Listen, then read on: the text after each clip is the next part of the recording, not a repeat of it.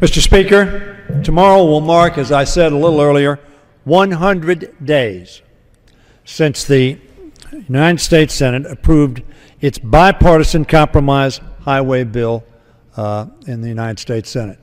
74 senators voted for that. Essentially half of the Republican conference in the United States Senate voted for that bill.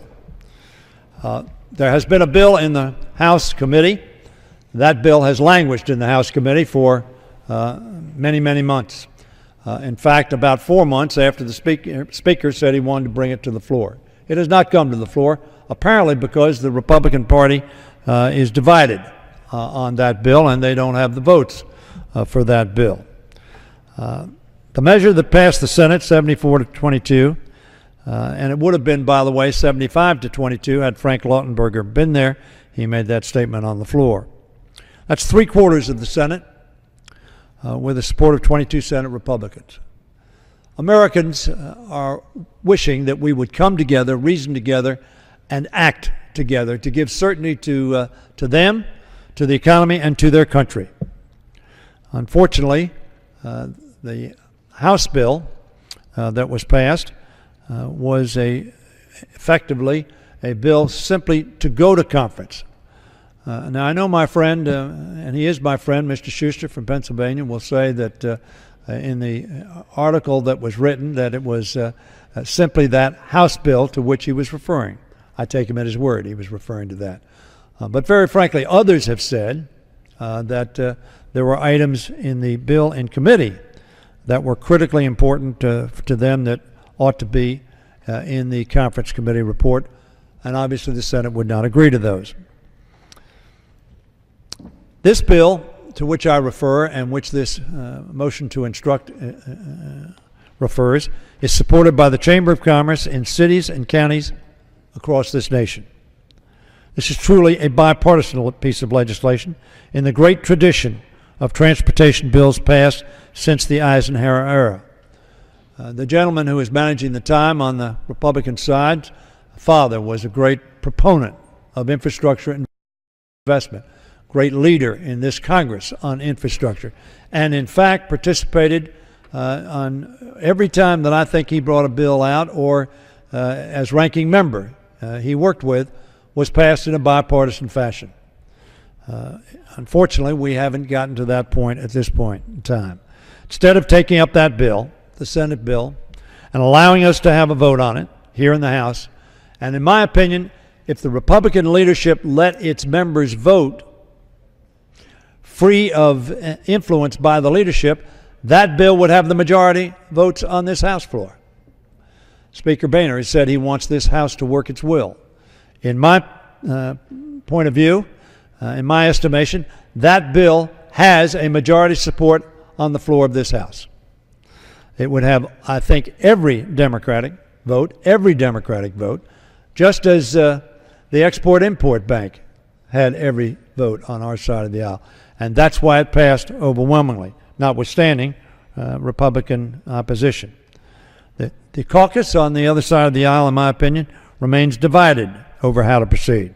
House Republicans have, once again, turned an opportunity to invest in job creation into a partisan exercise in saying no to any legislation that might strengthen our recovery and lower our unemployment rate. Now, I'm not unmindful, and I believe the gentleman from Pennsylvania will observe there apparently has been some progress made. The progress that has been made is unknown to the Democratic side of this aisle. Neither the ranking member knows what progress has been made, nor the ranking member of the subcommittee knows what progress has been made. But we're going to be told, apparently, there's some progress that's been made. I hope that's the case. But very frankly, if that progress is not made, we ought to pass the Senate bill. When presented with a real chance to lead, frankly, Republicans, in my view, too often have walked away. Whether it was keeping government going on continuing resolutions, whether it was on making sure that the most reliable credit-worthy nation in the world did not default on its debts, whether it was on passing an Export-Import Bank to make sure that we created jobs and were competitive in this country, Too often, our Republican friends have decided not to go there. Republicans have been unable to or unwilling to act on must-pass bills. In several cases, played a dangerous game by holding bills hostage. As I said, this includes the debt limit crisis last summer and the debt overextending the middle-class payroll tax last December. Over and over again, our Republican colleagues have proven themselves to be the walk-away caucus. This Congress has been in session for only 60 days so far this year. Between now and the election, we're scheduled to be in session for 38 days, but only 30 of those are full work days. Between now and the election, that's 4 months from now. 30 days between today, June 21st, and the election in November. With one wasted opportunity after another, they've earned the 112th place in history as truly another do-nothing Congress, a phrase made famous by Harry Truman. Mr. Speaker, my motion is simple. It instructs House conferees to agree to the Senate's version that is based on bipartisanship and doing what's right for our economy. What does that bill mean? The Senate bill leverages federal funding to protect 1.9 million jobs. Why is that important?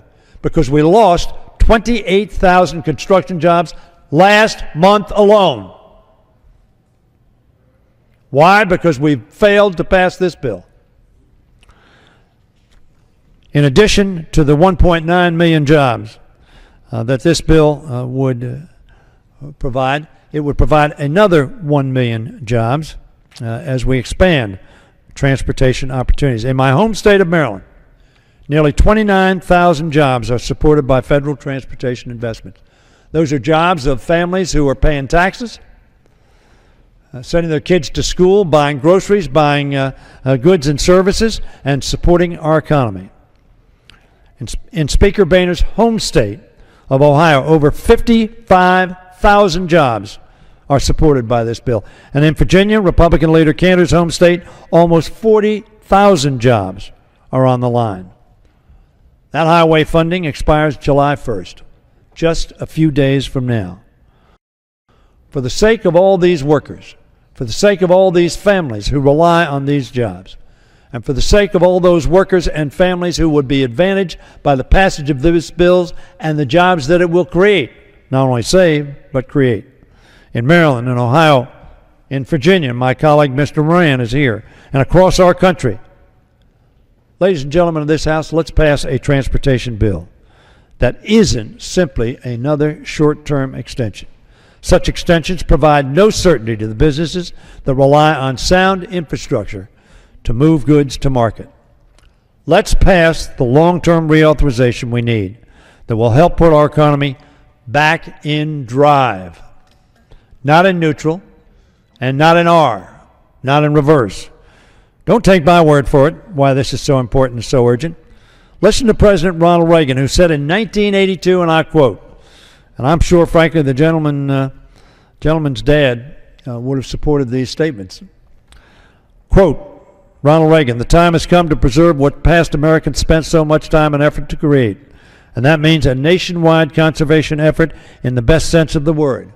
America cannot afford to throw away roads or disposable transit system."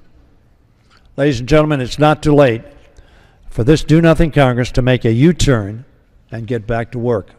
It's not too late to help heed President Reagan's wise words.